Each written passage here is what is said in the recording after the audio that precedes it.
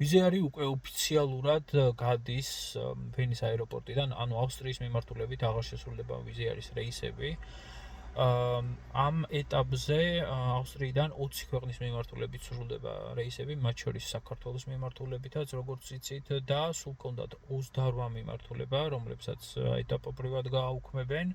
პირველი რეისები გაუქმდება უკვე ამ წლის ოქტომბრის თვეში და ბოლო ფრენას ვენის აეროპორტიდან ვიზიარი შეასრულებს მომავალი წლის 15 მარტს. ერთი სიტყვით, ვიზიარი ემშვიდობება ავსტრიას. რეისები გადანაწილდება სავარაუდოდ, როგორც მანამდე იყო ბრატისლავა და ბუდაპეშტი მიმართულებებით. დაწერთ კომენტარებში, რას ფიქრობთ ამ ცვლილების შესახებ, რამდენად აისახება ეს თქვენზე. და ხო, ზოგადად მიზეზად დაასახელეს ის, რომ ვენაში მომსახურება და გადასახადები საკმაოდ ძვირი უჯდება და არ უღირთ ეს ლოკაცია.